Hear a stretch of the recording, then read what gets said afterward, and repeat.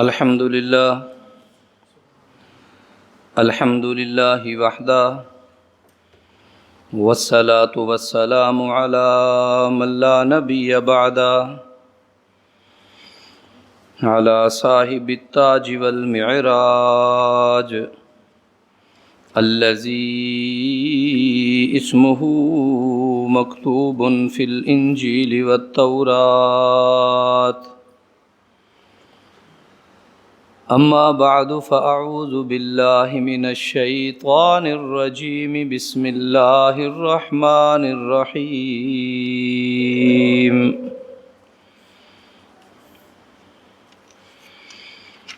قل إن كنتم تحبون الله فاتبعوني يحببكم الله ويغفر لكم ذنوبكم والله غفور رحيم. صدق الله العظيم وصدق رسوله النبي الكريم ونحن على ذلك لمن الشاهدين والشاكرين والحمد لله رب العالمين. وأحسن منك لم تر قط عيني وأجمل منك لم تلد النساء خلقت مبرأ من كل عيب كأنك قد خلقت كما تشاء. درود پاک پڑھ لیں جی. اللہم صلی علی محمد وعلی آل محمد كما صليت على إبراهيم وعلى آل إبراهيم إنك حميد مجيد. بسم اللہ الرحمن الرحیم. ربیع الاول کا یہ مبارک مہینہ شروع ہوا ہے. جناب رسالت مآب حبیب کبریا امام الانبیاء خاتم النبیین جناب محمد الرسول اللہ صلی اللہ علیہ وآلہ وسلم آپ کی ولادت باسعادت کا مہینہ ہے. کتب سیرت میں آپ کی ولادت کا دن اور تاریخ دن میں بھی اختلاف نہیں، مہینے میں بھی اختلاف نہیں، البتہ تاریخ کے تعین میں کہ کون سی تاریخ یہ بنتی ہے اس میں کچھ کتابوں میں اختلاف ملتا ہے.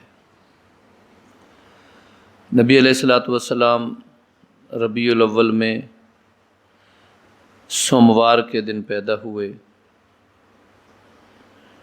تاریخ کیا تھی؟ بعض کے ہاں 8 ربیع الاول، بعض کے ہاں 9 ربیع الاول، اور ہمارے ہاں عجم میں زیادہ تر جس روایت پر بھروسہ کر لیتے ہیں وہ 12 ربیع الاول ہے.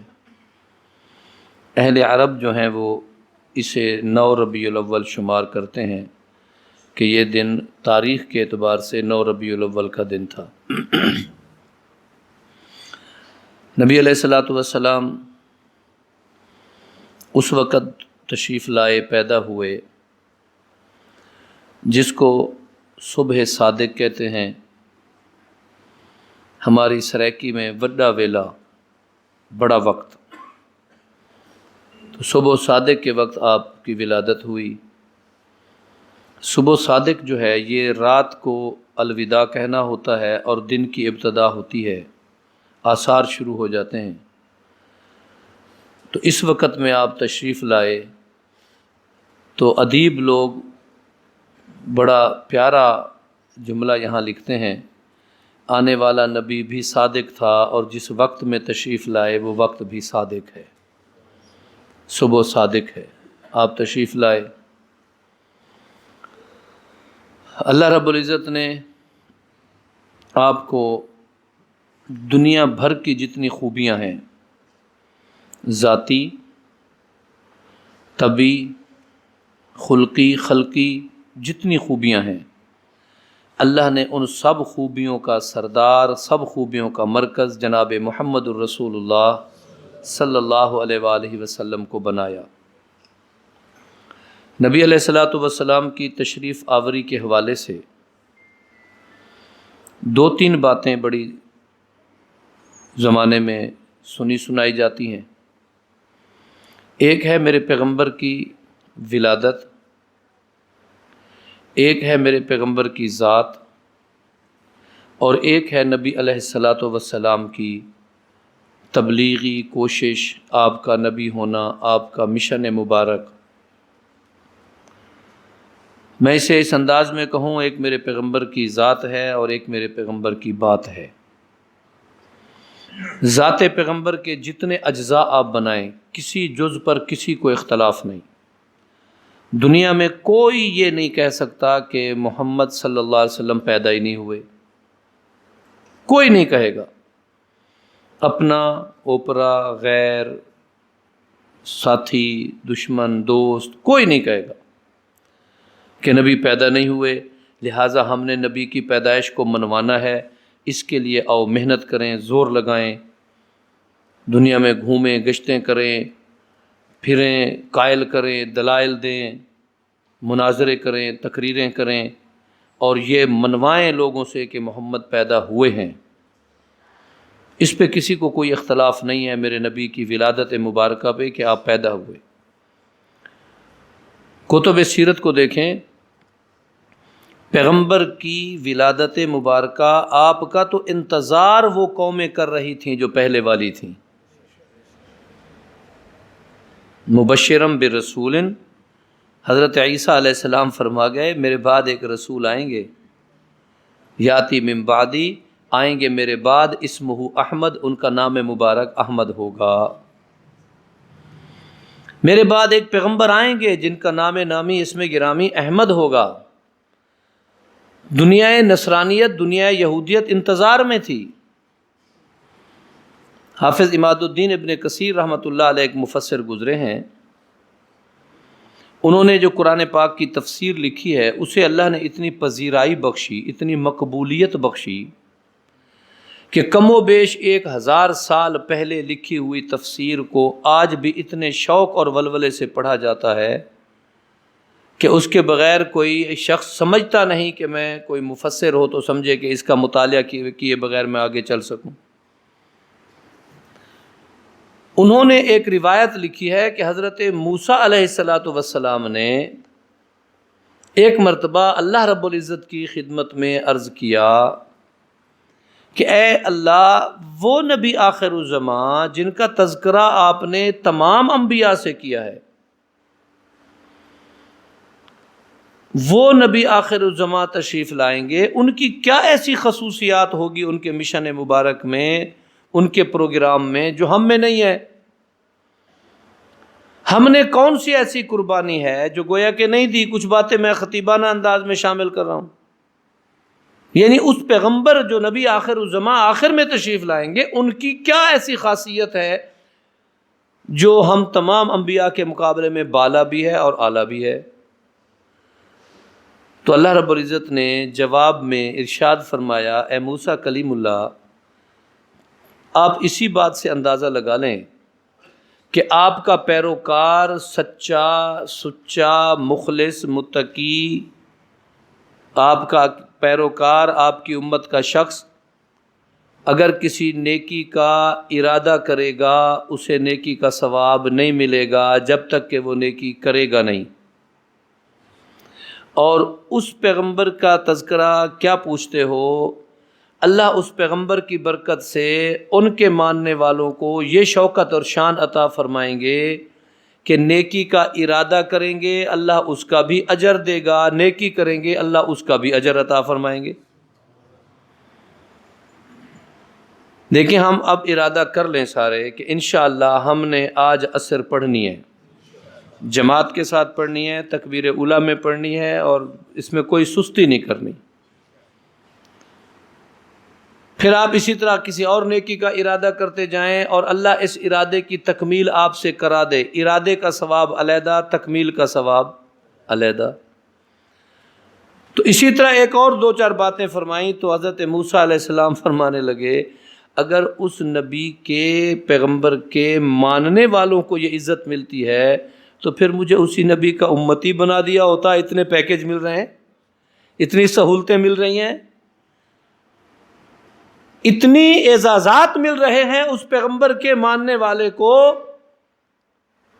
تو یہود بھی انتظار میں تھے, نصارہ بھی انتظار میں تھے, جو اہل کتاب مذاہب تھے, جن کا تعلق, جن کا دعویٰ یہ تھا کہ ہم کسی نہ کسی آسمانی کتاب سے جڑے ہوئے ہیں اور کسی نہ کسی اللہ رب العزت کی طرف سے نبی مقرر کیے جانے والی شخصیت سے ہمارا سلسلہ جڑا ہوا ہے, وہ تو انتظار میں تھے. تو میں کہنے یہ لگا تھا کہ نبی کی آمد کا کسی کو کوئی اعتراض اور انکار نہیں ہے. آپ پیغمبر دنیا میں تشریف لائے, کسی کو کوئی انکار نہیں آپ کی ولادت کا. آپ کی والدہ کا نام نامی, اسم گرامی آمنہ ہے, کسی کو کوئی انکار نہیں. نہیں جی آمنہ نہیں, صابرہ ہے, صابرہ نہیں, انیکا ہے, انیکا نہیں, عاتقہ ہے, کوئی اور بچی ہے, کسی کو کوئی انکار نہیں. جس خاتون کو اللہ نے یہ عزت بخشی کہ وہ نبی آخر الزماں کی والدہ ٹھہری, ان کا نام نامی اسم گرامی آمنہ ہے, سیدہ آمنہ. کسی کو کوئی انکار نہیں کہ نبی علیہ الصلوۃ والسلام دنیا میں تشریف لائے, آپ کے والد گرامی ہونے کا شرف نصیب ہوا جناب عبداللہ کو. کسی کو انکار نہیں کہ آپ مکے میں پیدا نہیں ہوئے, آپ عجم میں پیدا ہوئے, عرب میں پیدا نہیں ہوئے.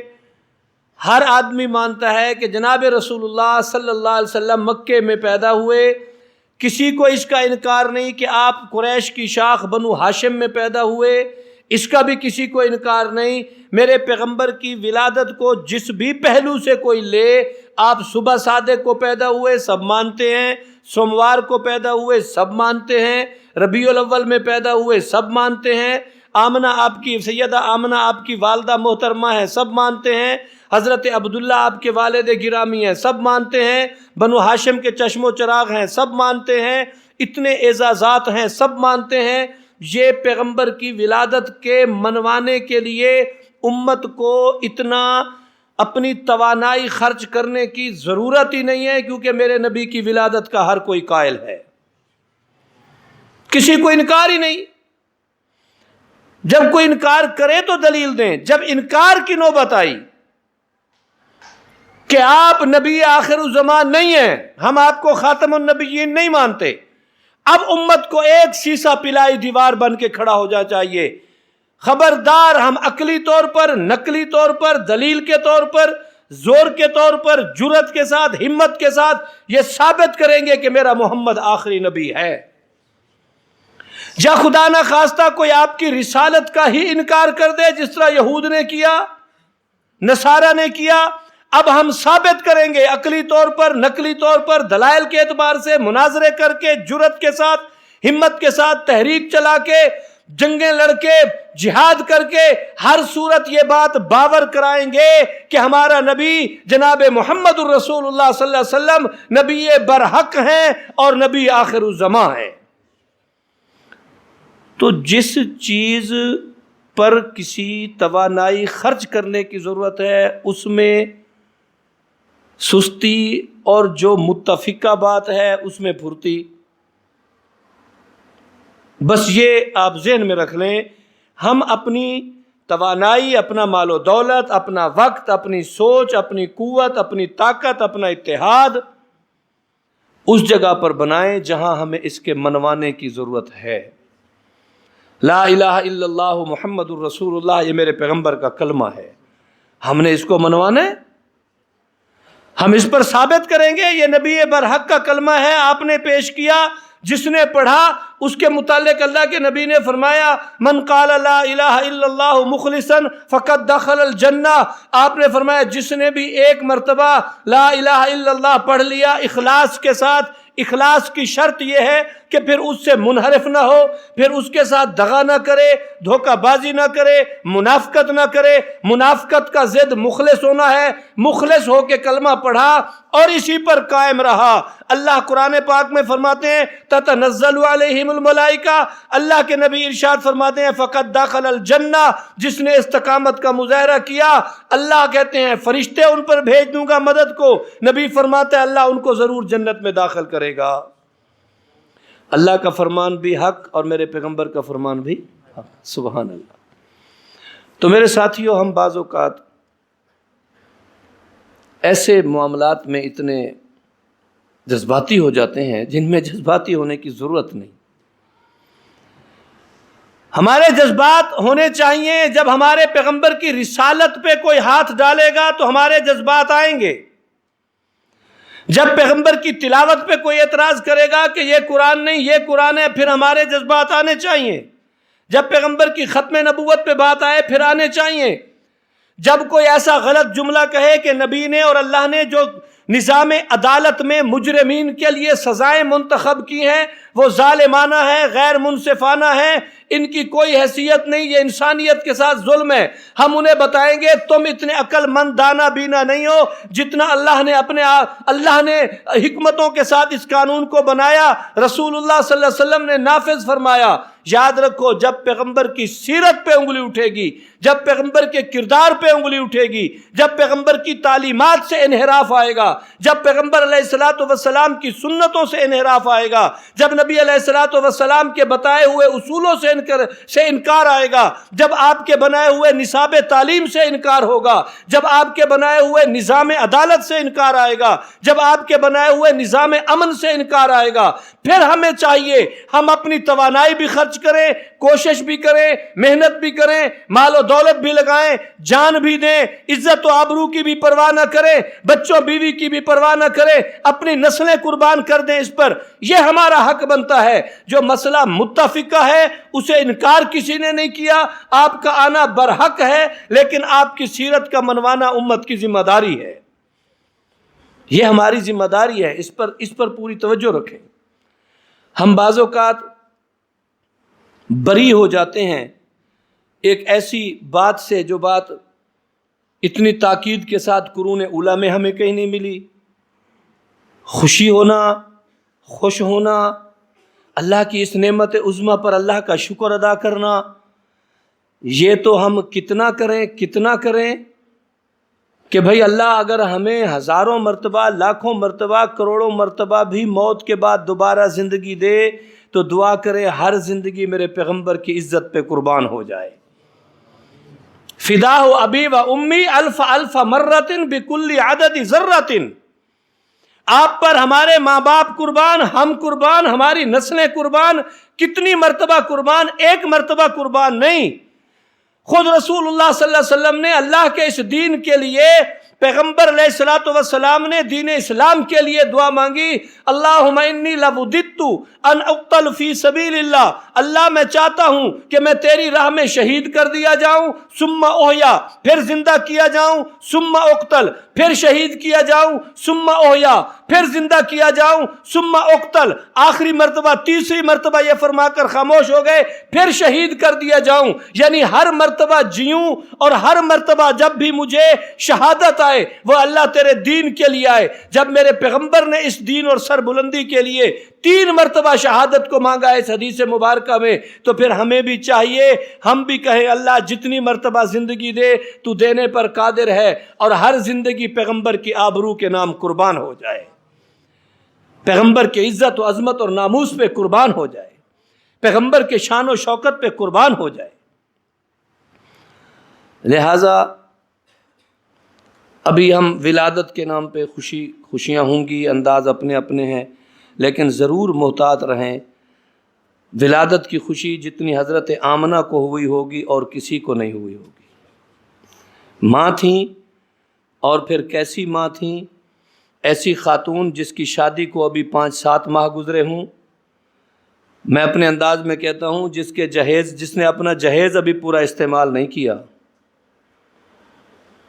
جس کے ہاتھوں کی مہندی ابھی نہیں اتری، اور اس کے خامن دنیا سے چلے گئے، اللہ نے انہیں چاند جیسا کیا، ایسے چاند کروڑوں، ہر ستارہ چاند بن جائے، ہر ستارے کے پیچھے پھر ایسے کروڑوں اربوں کہکشائیں اور چاند بن جائیں، وہ سارے بھی ملا لیں تو میرے پیغمبر کے حسن کی ایک جھلک کا مقابلہ بھی نہیں کر سکتے، ایک جھلک کا مقابلہ بھی نہیں کر سکتے۔ من وجہک المنیر لقد نور القمر، اے میرے پیغمبر آپ کے چہرہ مبارک اتنا روشن ہے کہ جس سے چاند روشنی لیتا ہے، جس سے چاند، من وجہک المنیر لقد نور القمر لا يمکن الثناء کما کان حقہ بعد از خدا بزرگ توئی قصہ مختصر۔ ساری تعریفیں میرے پیغمبر کے حسن کا مقابلہ کرے کون؟ ہو نہیں سکتا، اس لیے کہ اللہ نے پیغمبر جیسا کسی کو بنایا نہیں۔ پیغمبر علیہ الصلوۃ والسلام جیسا حسین اللہ نے کسی کو نہیں بنایا، جمال بھی ہے، حسن بھی ہے۔ رسول اللہ صلی اللہ علیہ وسلم کے سامنے حضرت حسان ابن ثابت رضی اللہ تعالیٰ عنہ نے اشعار فرمائے، حقیقت پر مبنی تھے۔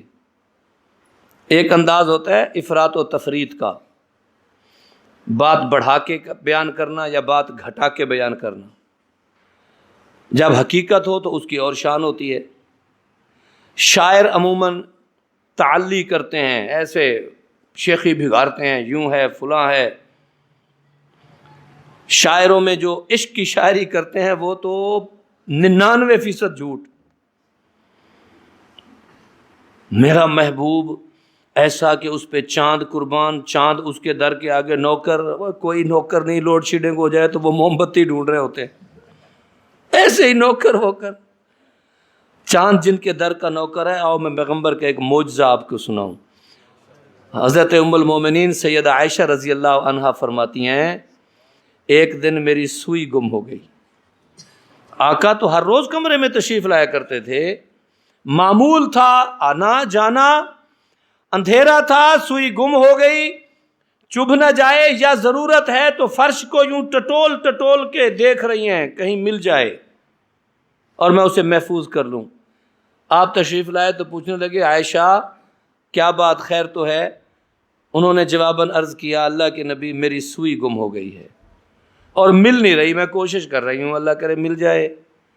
آپ مسکرائے، ہونٹ سے دندانے مبارک ظاہر ہوئے، سبحان اللہ، نور کی ایسی کرن نکلی کہ چمکتی ہوئی سوئی نظر آئی۔ سیدہ عائشہ رضی اللہ عنہ فرماتی ہے، میں نے اسے اٹھا کے محفوظ کر لیا، یہ میرے پیغمبر کے دندان مبارک کی روشنی بطور معجزہ ظاہر ہوئی۔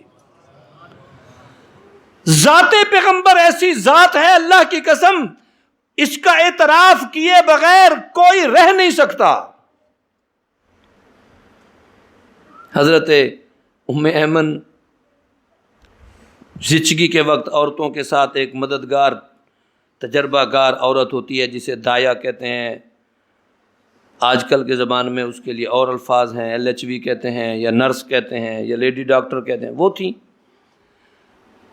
بچے کی ولادت ہوئی تو کہتی ہیں کہ اس کی ولادت کے وقت اتنی خوشبو کمرے میں پھیل گئی کہ ہم حیران ہو گئے، کپڑا اٹھانے لگے کہ جسم کی کثافتوں کو صاف کریں، لیکن اللہ نے ایسا منور اور معطر وجود عطا فرمایا کہ میرے پیغمبر کے وجود اطہر پر کوئی کثافت نہیں۔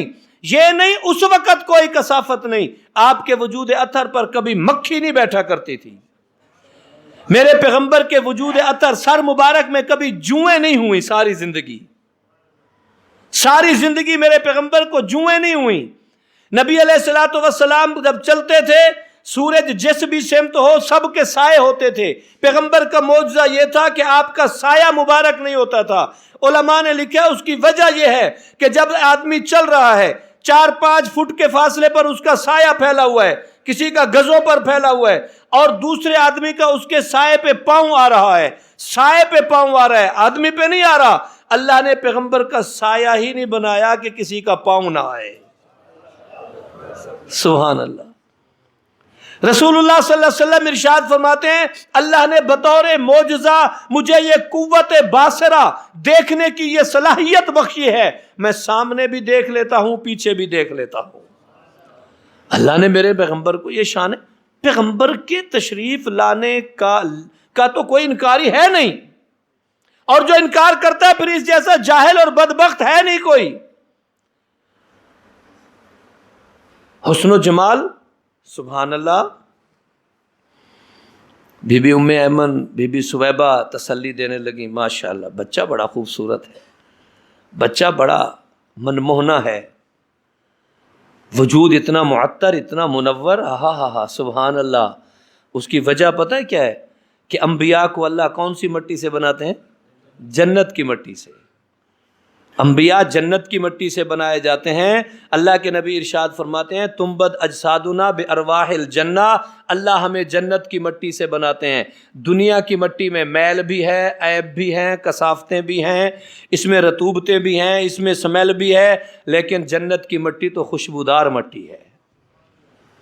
میرے پیغمبر جنت کی مٹی سے، اور پیغمبروں کے علاوہ دو اور کے متعلق بھی آقا علیہ الصلوۃ والسلام نے ارشاد فرمایا انہیں بھی اللہ نے جنت کی مٹی سے بنایا۔ ایک حضرت ابوبکر اور ایک حضرت عمر رضی اللہ تعالیٰ عنہ، یہ بھی دونوں جنت کی مٹی سے بنے، لیکن مقام نبوت نہیں ہے ان کے پاس۔ یہ پیغمبر کے خادم ہیں، پیغمبر کے صحابی ہیں، پیغمبر کے خلیفے ہیں، پیغمبر کے سسر ہیں، پیغمبر کے رفیق ہیں، پیغمبر کے دوست ہیں، نبی کے وزیر ہیں، صرف دنیا میں نہیں۔ آپ نے فرمایا میرے دو وزیر ہیں آسمان پہ، دو وزیر ہیں زمین پر۔ آسمانی وزیروں کا نام جناب جبرائیل اور میکائیل ہے، زمین کے وزیروں کا نام جناب ابو بکر و عمر ہے۔ مجھے یہاں دنیا میں بھی یہ میرے کام میں میرے وزیر ہیں، اور قیامت کو اللہ جب مجھے حوض کوثر عطا فرمائیں گے، حوض کوثر پر جب میں اپنی امت کے لوگوں کو پانی پلا رہا ہوں گا، اس وقت بھی میں بھر بھر کے دے رہا ہوں گا، ابو بکر و عمر تقسیم کر رہے ہوں گے۔ سبحان اللہ، یہ شان اللہ نے بخشی ہیں۔ حسن و جمال کتنا، سبحان اللہ۔ حضرت بی بی سویبہ کہتی ہیں بڑا حسین بچہ ہے۔ حضرت عبد المطلب کے متعلق آتا ہے کتابوں میں، اس وقت کعبے کی کسی دیوار کی مرمت کر رہے تھے، جب آپ کو بتایا گیا، ریپیئرنگ سمجھ لیں، مرمت کر رہے تھے، تو اس وقت آپ کو بتایا گیا کہ مبارک ہو آپ کے بیٹا عبداللہ کے ہاں اللہ نے بیٹا دیا ہے۔ تشریف لائے، اللہ کا شکریہ ادا کرنے کے بعد، شکر ادا کرنے کے بعد تشریف لائے، بچہ دادے کو دکھایا جا رہا ہے۔ سبحان اللہ۔ دادے نے جب بچے کو دیکھا تو کہنے لگے میں نے ایسا حسین کبھی نہیں دیکھا، اتنا مبارک، اتنا منور، اتنا معطر، اتنا خوبصورت، اتنا حسن و جمال والا میں نے نہیں دیکھا۔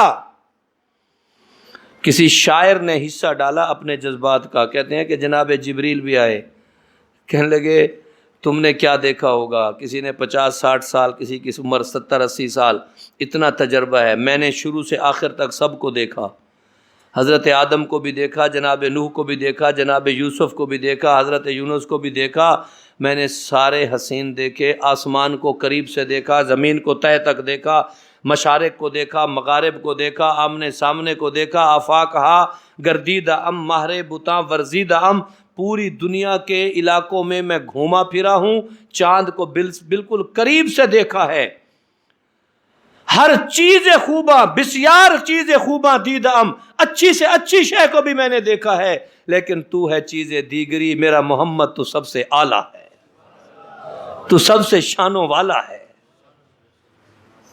اللہ نے آپ کو کیا عطا کیا؟ دیکھیں آخری بات کہنے لگا ہوں، دنیا میں کھرب ہا انسان حضرت آدم علیہ السلام سے لے کر آج تک، ان میں انبیاء بھی ہیں، اولیاء بھی ہیں، کتب غوث بھی ہیں، صلحاء اور شہداء بھی ہیں۔ کھرب ہا انسان کے ہاتھوں کو اللہ اپنے نظام سے کہیں اکٹھا ایک جگہ پر رکھ دیں، ایک کا ہاتھ، دوسرا ہاتھ، تیسرا ہاتھ، چوتھا ہاتھ، اور ان میں رسول اللہ صلی اللہ علیہ وسلم کا بھی ہاتھ مبارک ہو، سارے ہاتھوں کا حسن، نزاکت، نفاست، بناوٹ کم ہے، میرے پیغمبر کے ہاتھ مبارک کی شان اعلیٰ ہے۔ اسی طرح آنکھیں مبارک، اسی طرح ہونٹ مبارک، اسی طرح کان مبارک، اسی طرح دندان مبارک، اسی طرح پیغمبر کی زلفیں، اسی طرح پیغمبر کی پیشانی، اسی طرح پیغمبر کا وجود اطہر، اسی طرح آپ کے کاشانہ مبارک، اسی طرح آپ کی گردن مبارک، اسی طرح آپ کی پیٹھ مبارک، سینہ مبارک، ایک ایک عضو کا اللہ نے قرآن میں ذکر فرما دیا کہ ایسا اور کوئی نہیں ہے۔ تو بس یہ بات یاد رکھیں، میرے پیغمبر اپنے ذاتی اوصاف کے اعتبار سے، اپنے وصفی اوصاف کے اعتبار سے، اپنے نبوی اوصاف کے اعتبار سے میرے پیغمبر کے برابر اور کوئی ہو نہیں سکتا۔ اللہ تعالی ہمیں پیغمبر کی اتباع کامل نصیب فرمائے۔ اللہ تعالی ہمیں آپ کے متعلق جملہ وہ حقوق اسی طرح ادا کرنے کی توفیق دے جو شریعت کا حصہ ہوں۔ جب ہم شریعت سے تجاوز کریں گے تو یہ افراط و تفریط ہوگا، اس لیے آپ حضور صلی اللہ علیہ وسلم سے اپنی محبت میں اضافہ کیجئے، اور شرعی حدود میں جو آپ نے اپنے لیے متعین فرمائیں اور جس کی تاکید صحابہ کرام کو کی، صحابہ نے آگے تابعین کو کی، تابعین نے اسی طرح امت کو کی، امت کے جمہور فیصلوں کے مطابق، جمہور ان کے مطابق، عقائد کے مطابق اس کو آگے چلتے رہیں۔ اللہ ہمیں عمل کی توفیق عطا فرمائے۔ وآخر دعوانا الحمدللہ رب العالمین۔